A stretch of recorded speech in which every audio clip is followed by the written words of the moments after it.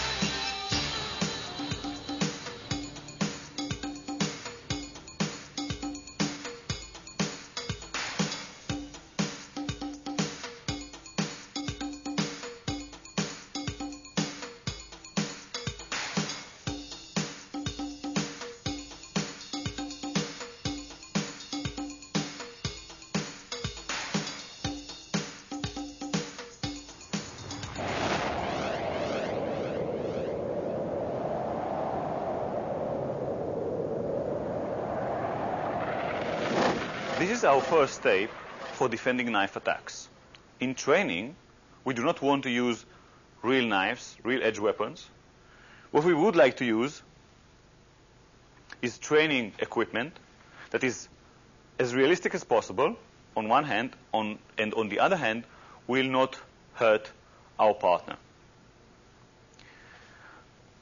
Let's demonstrate first and inspect the way that the opponent, the way that the attacker in realistic conditions in the street may attack us. The first grip, an upward strike, upward attack with the knife. The knife is held when the sharp side is sticking, the blade is sticking out from the thumb side.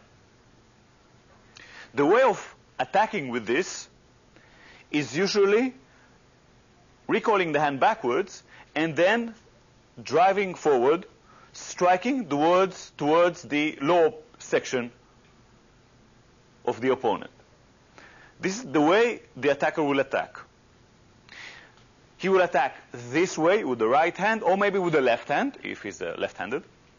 He may be even attacking more in an angle strike. The second type of strike and hold is the ice pick stab. This time, the knife is sticking out from the side of the pinky. The attacker will usually use this type of movement, recoiling the hand backwards and then driving forward, striking towards the upper part, such as the neck, the upper chest, the collarbones. The next one is a straight stab. The attacker may hold the knife in different ways.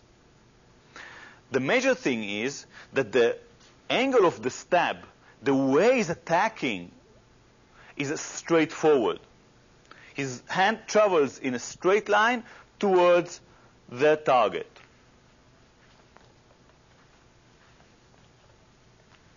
He may have the left leg forward, striking with the backhand, or he may have the right leg forward, the same as the attacking hand.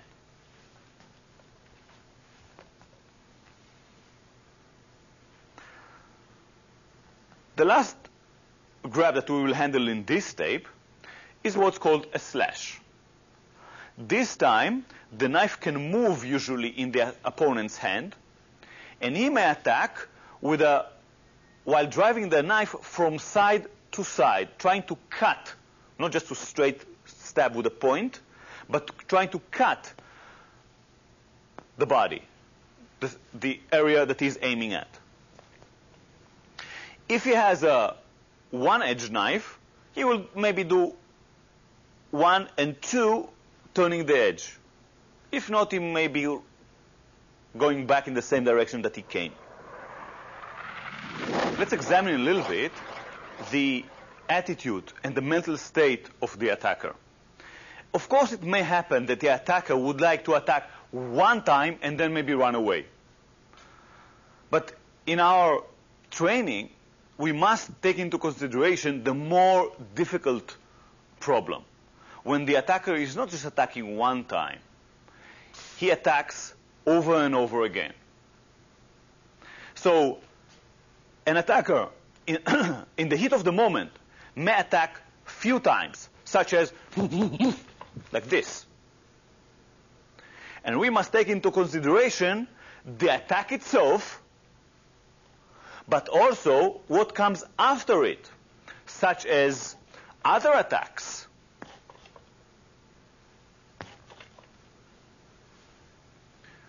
In this tape, we will deal with relatively simple problems, such as how to deal with multiple attacks. In other tapes, we will present more difficult and advanced problems and relevant solutions. When we look with an overall view about the knife attacks and defending knife attacks, we must understand that if it is possible to prevent the attack, if it's possible to prevent any contact between us, between the attacker and the defender, we must try and do this. So for instance, if you see the danger from a relatively long distance, and you have the time and the ability and the possibility to run away, and that's the appropriate thing to do, do so. Sometimes what you'll have to do is maybe against an attack, make a defense, run away. It will be, if it's good enough, if it saves yourself, if you're being saved by this, if that's the correct solution, use this only. If you need to defend and counter-attack, so the attacker is coming, you make a defense, you make a counter-attack, and this by itself serves the purpose, and then you can run away, move away from the danger zone, excellent, do this. But if you cannot move away, if it's impossible to run away, then what you have to do is use counterattacks, so the attacker will not be able to counterattack again. So he will not be able to use the knife again. This can be in different scenarios. For instance, you're in a place that you cannot run away easily from, or you have someone with you that you would like to defend, and if you run away, this person stays in the place, and he may be attacked and severely injured. So if there's a need, and the way we are teaching in this video, you must counterattack several times until the opponent cannot continue with his actions. Remember, it's knife attacks. And from what we know, our experience in Israel, in the States, traveling and teaching around the world, many people die from knife attacks. Usually the attacker again is attacking few times, not just once and then he's going away. No. When he wants to kill, when he wants to finish a person, he's going to attack multiple attacks. So one has to prevent this. One has to have a very strong counterattacks to sensitive points in the opponent's body. And then the attacker will not be able to continue with his actions. We are using the defenses.